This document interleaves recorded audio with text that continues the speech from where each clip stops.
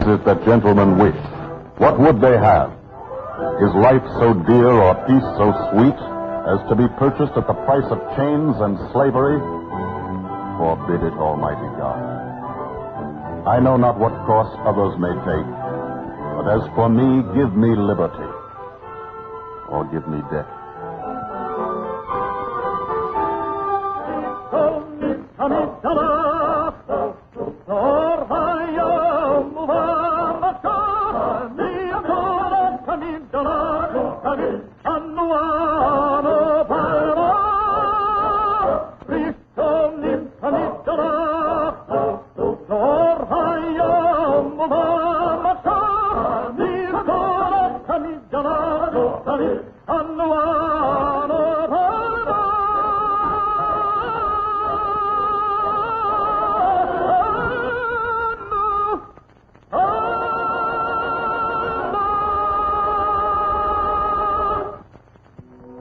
The investigating commissions came and went.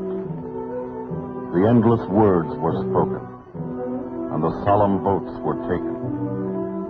The promises were made, and we believed them.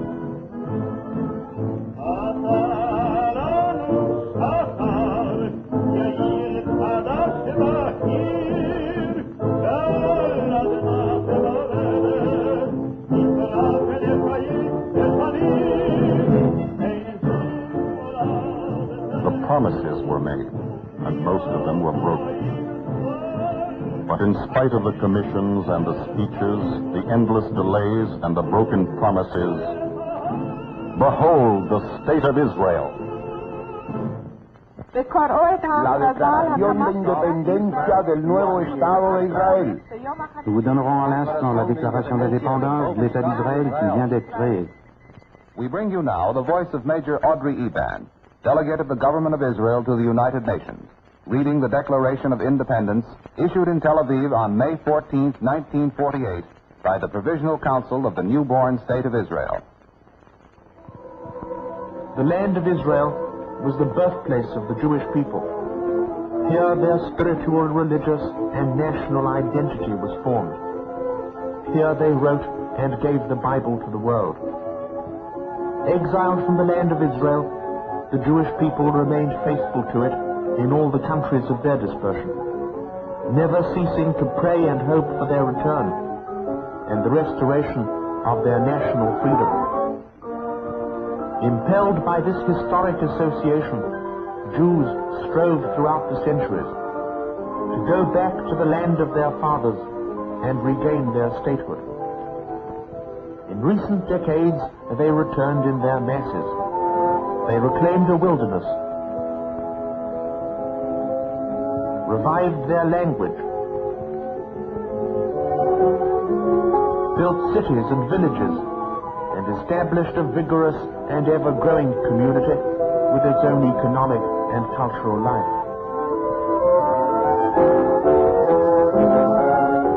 They sought peace, yet were prepared to defend themselves. They brought the blessings of progress to all inhabitants of the country. In the year 1897, the first Zionist Congress, inspired by Theodor Herzl's vision of the Jewish state, proclaimed the right of the Jewish people to national revival in their own country. The Nazi Holocaust, which engulfed millions of Jews in Europe, proved anew the urgency of the re-establishment of the Jewish state, which would solve the problem of Jewish homelessness by opening the gates to all Jews and lifting the Jewish people to equality in the family of nations. The survivors of the European catastrophe, as well as Jews from other lands, proclaiming their right to a life of dignity, freedom, and labor, and undeterred by hazards, hardships, and obstacles, have tried unceasingly to enter Palestine. In the Second World War, the Jewish people in Palestine made a full contribution in the struggle of the freedom-loving nations against the Nazi evil. The sacrifices of their soldiers and the efforts of their workers gained them title to rank with the peoples who founded the United Nations. On November the 29th, 1947, the General Assembly of the United Nations adopted a resolution for the establishment of an independent Jewish state in Palestine and called upon inhabitants of the country to take such steps as may be necessary on their part to put the plan into effect. Accordingly, we, the members of the National Council, representing the Jewish people in Palestine and the Zionist movement of the world, met together in solemn assembly today, the day of the termination of the British mandate for Palestine.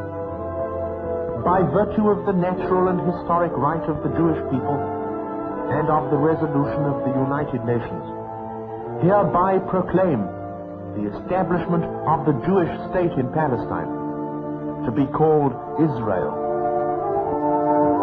The state of Israel will be open to the immigration of Jews from all countries of their dispersion, will promote the development of the country for the benefit of all its inhabitants, will be based on the precepts of liberty, justice, and peace taught by the Hebrew prophets, will uphold the full social and political equality of all its citizens without distinction of race, creed, or sex, will guarantee full freedom of conscience, worship, education, and culture, will safeguard the sanctity and inviolability of the shrines and holy places of all religions, and will dedicate itself to the principles of the Charter of the United Nations. In the midst of wanton aggression, we yet call upon the Arab inhabitants of the State of Israel to return to the ways of peace. The State of Israel is ready to contribute its full share to the peaceful progress and reconstitution of the Middle East. Our call goes out to the Jewish people all over the world to rally to our side in the task of immigration and development, to stand by us in the great struggle for the fulfillment of the dream of generations, the redemption of Israel. With trust in Almighty God, we set our hands to this declaration. At this session of the Provisional State Council in the city of Tel Aviv, on this Sabbath Eve, the 5th day of Iyar 5708, the 14th day of May, 1948. Our call goes out, the declaration says, out through the narrow apertures of sandbag parapets, to the accompaniment of Sten guns and machine guns, and the beat of 700,000 hearts. Our call goes out. These are their ruins. These their dead. But ruins they have known before, and sudden death is nothing new to them. Who was it? Some Englishman, perhaps, who said, "Better to die on your feet than live on your knees." Upon the ruins they will build again. In the name of their dead and for their living, they will build again. They will build this nation under God. Their declaration has a peaceful ring, but they will guard these fields and all that's theirs until the last invaders left their land, the last of 7 bitter nations who gave the new-made state a few short hours before they crossed its borders armed with steel. Their declaration has a peaceful ring, but they know well the dangers they may face before they see again plow, saw, and engine building up a state.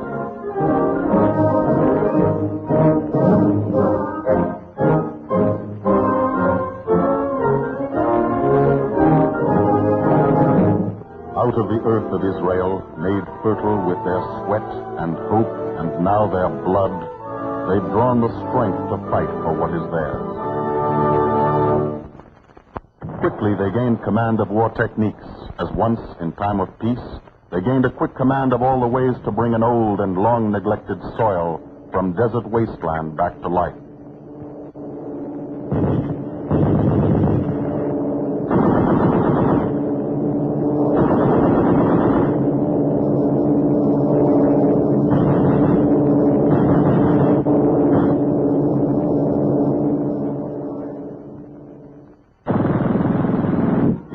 their declaration has a peaceful ring. But when, that Friday, May 14th, in Tel Aviv, they gave their declaration to the world, they knew they'd have to beat their plowshares into swords, turn farming trucks to armored cars, before this dream of 80 generations was founded firm, was more than dream, more than words on paper. And so they made their arms and ammunition.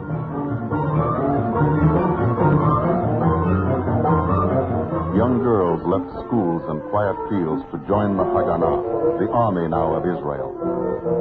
Young boys left books and plowing to join the Haganah. Jerusalem to Tel Aviv and back again, the convoys traveled the dangerous roads, protected by the Haganah. The young man in back, the one with dark hair, he's been reported dead. The one on the left, he was 17. He's been reported dead. But their declaration of independence was proclaimed with the knowledge that the citizens of Israel would count their dead and bury their dead, and still lift their faces to their God. We hereby proclaim the establishment of the Jewish state in Palestine to be called Israel. And this, their state, will live and grow. Out of their own strength, out of the nobility of their purpose, they shall win the peace they want before all else save freedom. But whatever the present may hold, whatever the future may bring in peace or in war, the development of Israel will be carried forward. First, the sacred promise will be kept. The promise made to the Jews of Europe, the Jews still languishing in camps on Cyprus. But now, at last, they will find their home. But now, at last, they will be brought to the land fathers. On Friday, May 14th, in Tel Aviv, the declaration was proclaimed. And on the day that followed, ships arrived. Ships which for weeks had dodged the battleships of England came safely into Haifa port. Welcome, fellow citizen of the State of Israel. Hands idle in the camps for these long years will know the feel of blessed work again.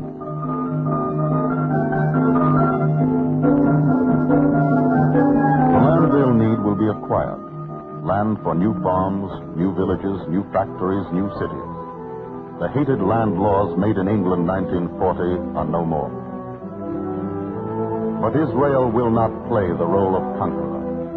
The stand from those who own it, as in the past, gaunt hill and sandy waste will come by legal sale and legal deed.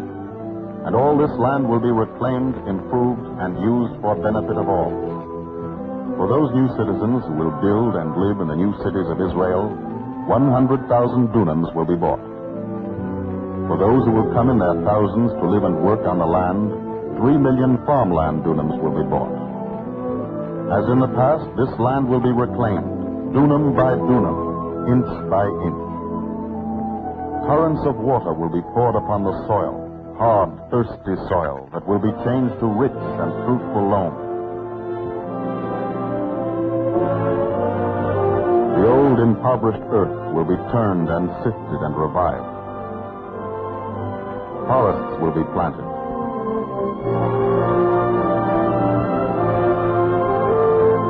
Tractors and plows, spades and threshers, scythes and drills, and machinery of all kinds will be supplied. Engineers and architects, surveyors, physicists, chemists, and irrigation experts will study and analyze problems of the reclamation of the land. For this is a dream no longer, this state of Israel. It is here and now. However embattled it may be, even as the battle rages, the plans are made. Plans for a 10-year land program. Plans that call for mighty efforts and great sums of money. Working in cooperation with the State of Israel, the Jewish National Fund will be principally responsible for redemption of the land in the coming era. And land is the nation. Land is growth. Land is first a lonely sand dune, then a teeming city. Land is first an empty waste, then a grove of oranges. Land is life. Let the land be made to work at its full capacity, and Israel will flourish. Its industry will flourish. and its products will go out to the ports of all the world. The state of Israel will be the center of trade in the Middle East. And with its ships will go another product, listed on no bills of lading. A dynamic influence for democracy, made in Israel and vital here in the Middle East to peace everywhere on earth. Led by its own government, according to its own laws. Behold the state of Israel.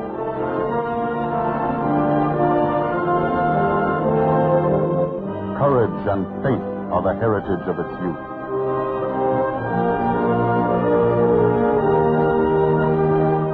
Courage and faith are the watchwords of its struggle. We hereby proclaim the establishment of the Jewish state in Palestine to be called Israel.